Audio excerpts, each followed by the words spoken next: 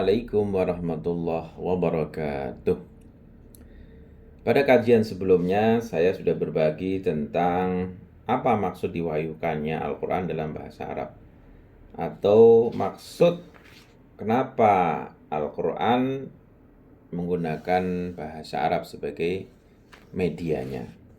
Pada kajian kali ini, saya ingin berbagi tentang apa rahasia dibalik diwahyukan Al-Quran dengan bahasa Arab, dan apakah pewahyuan dalam bahasa ini merupakan peristiwa alamiah ataukah terdapat penekanan tertentu.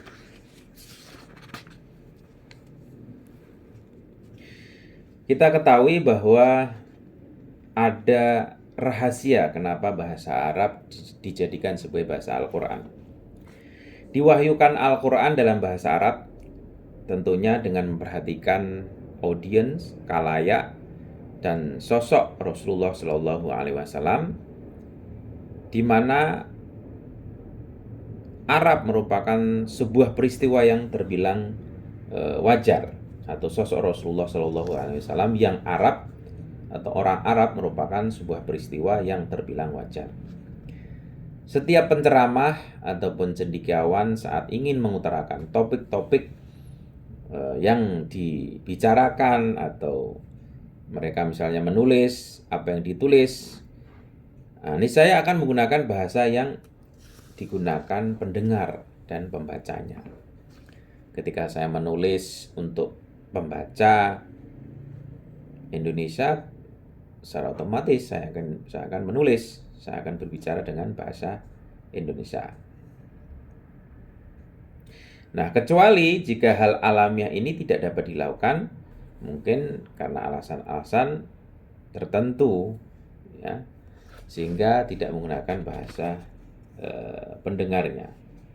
Nah, di dalam pengutusan para nabi dan bagaimana menyebarkan pesan-pesannya, Allah Subhanahu wa Ta'ala menggunakan atau membenarkan metode, ya, sebagaimana di dalam surat Ibrahim surat ke-14 ayat 4, Allah Subhanahu wa Ta'ala berfirman, "Kami tidak mengutus seorang rasul pun melainkan dengan bahasa kaumnya, supaya ia dapat memberi penjelasan dengan terang kepada mereka. Maka Allah menyesatkan siapa yang dihendaki dan memberi petunjuk kepada siapa yang Dia kehendaki. Dan Dialah Tuhan yang Maha Perkasa lagi Maha Bijaksana." Nah, para rasul Allah selain membawa pesan-pesan dan berita-berita kepada para pendengar dengan bahasa kaum masing-masing, tentunya juga menyampaikan pengetahuan yang sesuai dengan level kebudayaan dan keilmuan pendengarnya atau audiennya.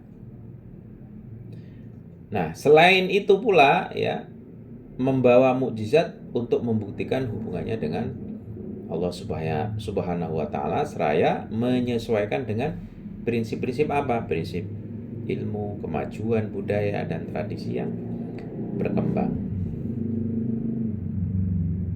Nah, seandainya saja, ya, jika Al-Quran diwahyukan dalam bahasa non-Arab, maka artinya apa? Artinya akan terbuka peluang untuk mempertanyakan hikmah di balik turunnya Al-Quran dalam bahasa tersebut. Tentu mereka akan mengatakan, mengapa pesan ini tidak disampaikan dalam bahasa Arab? Sedangkan pihak pertama yang menerima pesan ini adalah orang-orang yang berbahasa Arab. Sehingga diwahyukannya Al-Quran dalam bahasa Arab pada level pertama adalah atau merupakan suatu persoalan yang alamiah yang terjadi pada seluruh kitab selain Al-Quran. Bahkan terkait dengan seluruh pesan yang audionya terdiri dari bangsa, kaum, dan kelompok tertentu.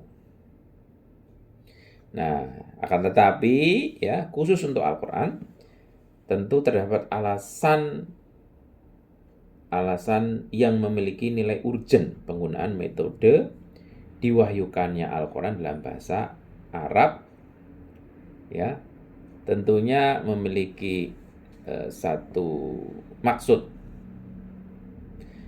ya, misalnya untuk menantang dan mencari pihak yang mampu menciptakan sesuatu yang identik dengan kitab ini. Jika tidak diturunkan dalam bahasa Arab, bagaimana mungkin Al-Quran meminta audien dan khalayak yang tidak mengenal bahasa selain bahasa Arab atau tidak mempunyai keahlian cukup dalam bahasa lainnya untuk menyusun kalimat-kalimat seperti Al-Quran dan menjelaskan hakikat dan mematahkan klaim kenabian. Nah, dalam hal ini sangat mudah mereka akan mengatakan misalnya, kami adalah orang-orang yang berbahasa Arab dan tidak mengetahui kabar yang kau kemukakan. Lalu bagaimana mungkin kami mampu membuatnya sesuatu yang serupa dengannya? Dengan demikian tantangan berikut kabar dan pesan Al-Quran meniscayakan untuk disampaikan, dilontarkan dalam bahasa audionya agar dapat memahami, menguji diri sendiri dalam hal kebenaran dan kepalsuan klaim kenabian Rasulullah Shallallahu Alaihi Wasallam. Dengan demikian hakikat kebenaran akan terang benderang. Baik, sampai pada satu kesimpulan di sini ada beberapa hikmah kenapa diturunkan Al-Quran dengan bahasa Arab. Hikmah pertama adalah untuk mengantisipasi dalih penentang. Ya. Di dalam surat Fusilat, surat ke-41 ayat 44, Allah berfirman, dan jika kami jadikan Al-Quran itu suatu bacaan dalam selain bahasa Arab, tentulah mereka mengatakan, mengapa jelas ayat-ayatnya? Apakah patut Al-Quran dalam bahasa asing? Sedangkan Rasul adalah orang-orang Arab. Katakanlah Al-Quran itu adalah petunjuk dan penawar bagi orang-orang yang beriman. Dan pada telinga orang-orang yang tidak beriman terdapat sumbatan. Sedangkan Al-Quran itu suatu kegelapan bagi mereka. Mereka itu adalah seperti orang-orang yang dipanggil dari yang jauh, dari tempat yang jauh. Nah, ayat ini menyatakan bahwa rahasia pewahyuan Al-Quran adalah bahasa Arab, bukan non-Arab. Artinya apa? Ya, agar jangan sampai kekaburan ketidakjelasan ayat dijadikan dalih oleh kalangan penentang. Dengan maksud menghindarkan diri dari sikap takluk di hadapan Al-Quran, mereka lantas menggembar-gemburkan ketidakharmonisan antara kitab dengan audionya sebagai bukti palsuan kitab ini. Nah, jadi untuk mengantisipasi dalih penentang, ya, turunnya di tanah Arab, audionya bahasa Arab, kemudian ketika tidak digunakan bahasa Arab sebagai alat penyampai wahyu, mereka akan protes, loh saya tidak memahami, kan kita taunya bahasa Arab, kira-kira begitu. Kemudian hikmah yang kedua adalah pengkondisian bangsa Arab. Di dalam surat Syura, surat ke-26 ayat 198 hingga 199, dan kalau Al-Quran itu kami turunkan kepada salah seorang dari golongan bukan Arab, lalu ia membacanya kepada mereka orang kafir, niscaya mereka tak akan beriman kepadanya. Hal ini menegaskan bahwa bangsa Arab, ya, minimal yang hidup pada masa itu tidak menerima diwahyukan Al-Quran, kalam dan risalah suci ilahi pada bangsa non-Arab. Ya, jika Al-Quran diwahyukan kepada individu non-Arab, ya, niscaya mereka tidak akan menerima klaim kenabian dan kata-katanya. Jadi pertama itu mengantisipasi dalih penentang. Kemudian yang kedua pengkondisian bangsa Arab, ya. Sebagaimana misalnya dalam surat Maryam surat ke-19 ayat 97 yang mengindikasikan pula soal dimudahkannya Al-Quran dengan bahasa Rasulullah Shallallahu Alaihi Wasallam untuk meyakinkan ihwal eksistensi Tuhan dan memberikan ancaman neraka dan azab kepada kalangan yang menolak hidayahnya, juga dapat mengkonfirmasi pada pokok pembahasan ini. Yang ketiga, hikmah yang ketiga adalah penolakan terhadap tuduhan kalangan penentang. Nah, jadi manfaat lain diwahyukan Al-Quran dalam bahasa Arab adalah menepis keraguan para penentang yang menyatakan bahwa Rasulullah Shallallahu Alaihi Wasallam mengambil Al-Quran dari pihak lain. Dari pihak lain itu apa? Dari pihak non-Arab. ya. Dengan begitu klaim mereka kitab wahyu Al-Quran ini pada dasarnya bukanlah kitab langit. Namun perlu digarisbawahi bahwa bahasa kalangan yang disebut-sebut sebagai sumber Al-Quran adalah non-Arab. Sedangkan bahasa Arab, Al-Quran jelas-jelas berbahasa Arab. Ya. Katakanlah misalnya asumsi tersebut benar, isi Al-Quran berasal dari manusia lain.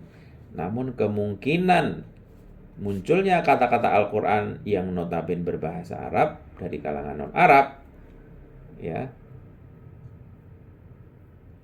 otomatis terpatahkan dan runtuh.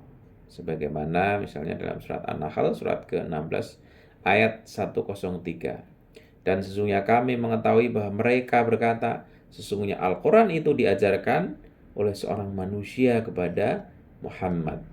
Padahal bahasa orang yang mereka tuduhkan bahwa Muhammad belajar kepadanya adalah bahasa Ajam, sedangkan Al-Quran adalah bahasa Arab yang terang. Nah, kesimpulan terakhir dari analisa ini bahwa diwahyukannya Al-Quran dalam bahasa Arab merupakan sesuatu yang wajar dan alamiah. Intinya di situ. Dengan memperhatikan apa? Tantangan, tahadi yang ditujukan oleh Al-Quran. Tantangan, kalau kamu bisa membuat semisal dengan Al-Quran, silahkan, tapi kamu tidak akan mampu.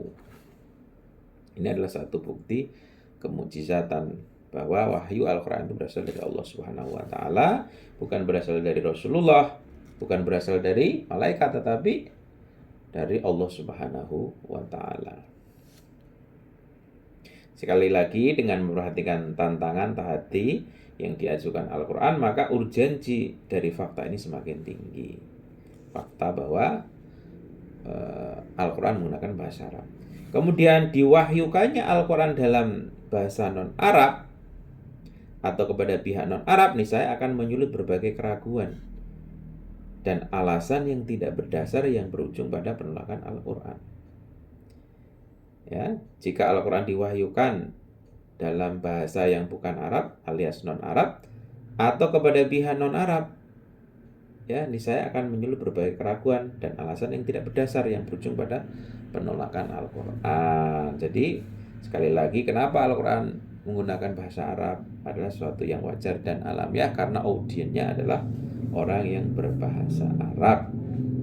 Akan tetapi wahyu Al-Quran turun dari Allah Subhanahu wa Ta'ala, betul-betul berasal dari Allah Subhanahu wa Ta'ala, bukan berasal dari Rasulullah. Sehingga jika ada yang berpendapat bahwa ketika wahyu sampai pada Rasulullah, kemudian Rasulullah menyusun kata-kata, nah itu adalah sesuatu yang tidak benar.